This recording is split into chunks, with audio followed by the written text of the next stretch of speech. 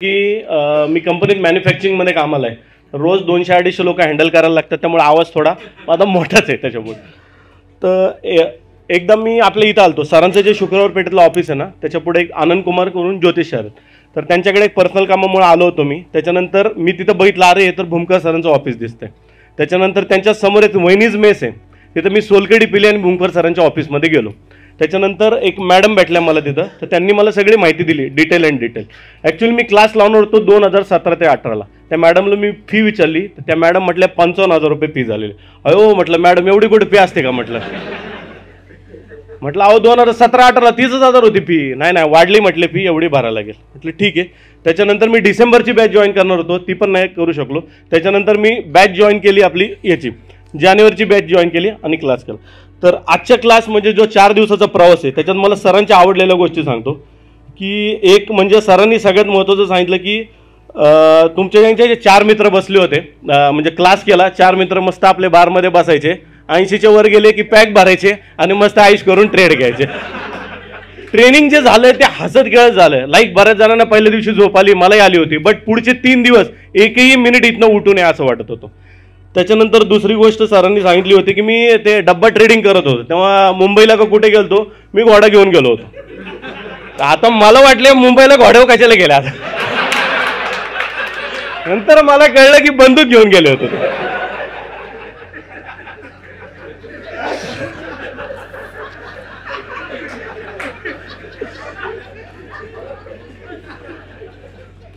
त्याच्यानंतर अजून एक गोष्ट म्हणजे मला सांगू वाटते की नोकरी तुमची फक्त स्वप्न पूर्ण करू शकते, तुमची गरजा पूर्ण करू शकत नाही. आणि गरजा जर तुम्हाला पूर्ण करायचा असेल, तुम्हाला धंदा टाकायला लागतो. आणि धंदा असा टाकायचा, सरांनी सांगितलं की आपल्या शेजारी जरी कोणी धंदा टाकला तरी आपल्या धंद्यावर परिणाम व्हायला नाही पाहिजे. असा एकच धंदा आहे, तो म्हणजे शेअर मार्केट करणं.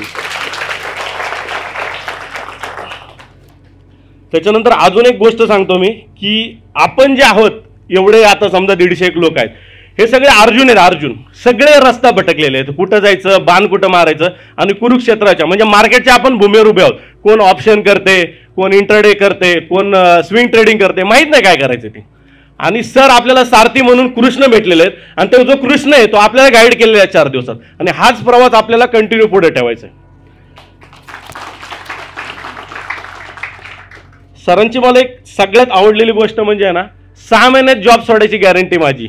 आणि मी बोलतोय 5 पैशाचा भाव खाली वर जाणार नाही, हे लिहून देतो मी. असं इंट्राडे मार्केटमध्ये कोणी लिहून देणार नाही. आणि जगातला कुठलाही माणूस मला इंट्राडेच्या बाबतीत कुठल्याही वेळेस क्वेश्चन करू दे, मी झोपेतून उठून त्याला उत्तर देऊ शकतो. ही गोष्ट मला सरांची फार आवडलेली.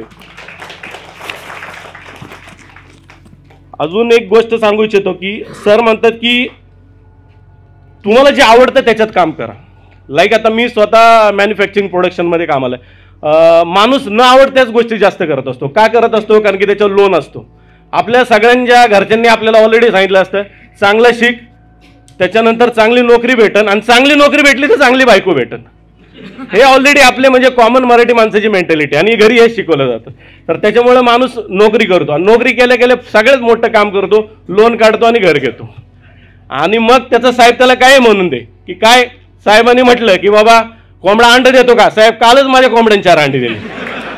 ही होतं, कारण की तो दाबून जातो.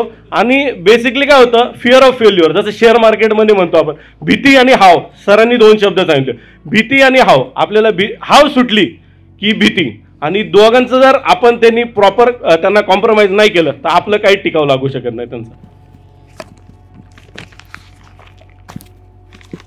शेवटची गोष्ट म्हणजे सरांनी सांगितलं की पाण्यात बघून बार मारायचं आहे, हा, आणि शिकार कधी करायची हे आपलं आपण ठरवायचंय. तर सर म्हटले की डेक्कनची गाडी जेव्हा शिकार येईल तेव्हा शिकारीला घ्या, आणि आपला धंदा कसला आहे, शिकारीचा, तर आपण शिकारी करायलाच पाहिजे. Thank you very much sir. छोटीशी गोष्ट सर, मूर्ती लहान पण कीर्तिमान sir. Thank you. Hats off to you sir.